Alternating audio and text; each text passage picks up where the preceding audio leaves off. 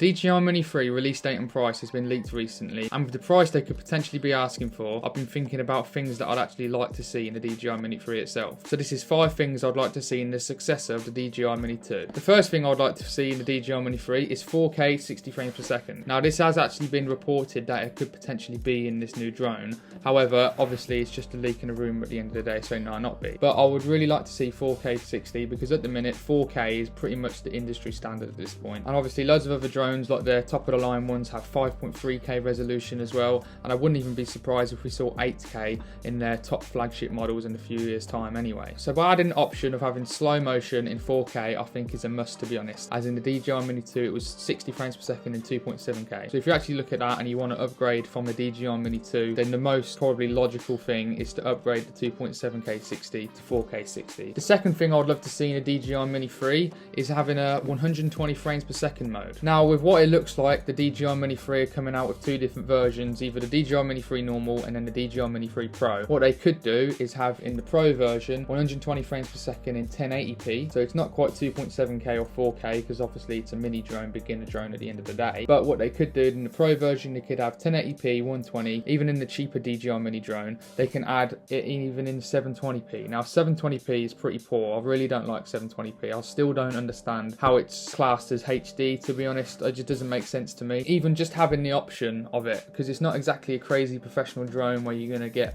amazing 4K 120 footage. It's just to give the option to people who have the DJI Mini 3 to have super slow motion. Now that might not be in 1080p, but it's in 720p. Similar to what Canon are doing with the Canon EOS R. When that released, it had 120 frames per second, but in 720p. So they could either split the two, which is probably what I can see them doing, because then in that way they actually have like a difference between the Pro and the normal version. 120 frames per second is pretty much the industry standard, like 4K at this point. It's absolutely everywhere. Even if it's in 720p, like I said, in some Canon cameras, you can find it in lower budget APS-C cameras. You can even find it in action cameras like the DJI Action 2 and the GoPro Hero 10. So 120 frames per second is absolutely everywhere. So in 2022, if it does come out this year, which I'm pretty sure it does while going on the leaks, I think 120 frames per second, 720p or 1080p, I think 120 frames per second should definitely be in the DJI Mini 3. The third thing I'd love to see in the DJI Mini 3 is actual front, back or side sensors. You can't put everything in the DJI Mini 3, but to be honest, I think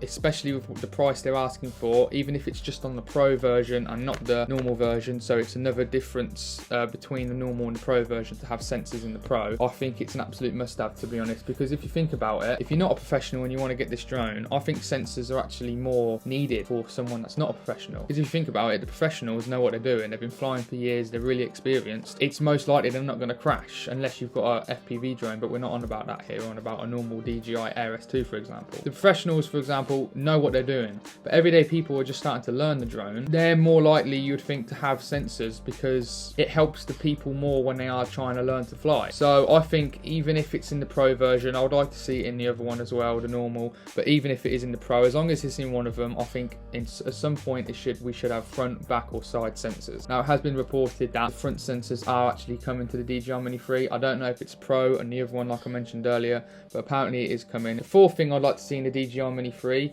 is an actual proper active track mode and not just like a hack version through the quick shots on the DJI Mini 2. So a lot of people, I think, who's going to be picking up the DJI Mini 3, a lot of people that probably picked up the DJI Mini 2. Maybe people like me who want to do YouTube and TikTok, and just maybe everyday people, to be honest, who just want to fly a drone. And a lot of them people, like myself, are just a one-man band. And if I ever want to go out for a vlog, for example, if anyone wants to do a vlog and tell a nice story, if they want to actually capture themselves, for example, taking photos or riding a bike to the next location, then it'll be really nice to just whip out the DJI Mini 3 and then put active track mode so it can just track you for what you're doing. You don't need someone else to fly the drone for you. You don't have to do any hacks, quick shots, and then walk really fast in front so it can't get round you or something. If you want to like take a bike to the next stage or something in the next location you want to go, just to create a better story, I think having an active track mode where the drone can actually track you around wherever you're going is a really good thing. Mix that with the sensors earlier, if there's side sensors as well, it can stop if it does go into a tree, for example. I think that'll make the DJI Mini 3 really more appealing to a lot more people. well, as it just makes it way more convenient for people to use. The last thing I'd love to see DJI add is an actual log mode. Now, to be honest, log is a big deal, to be honest, to a lot of people. You can get really good professional footage, so I can see if they only put it in the Pro version and not the other one,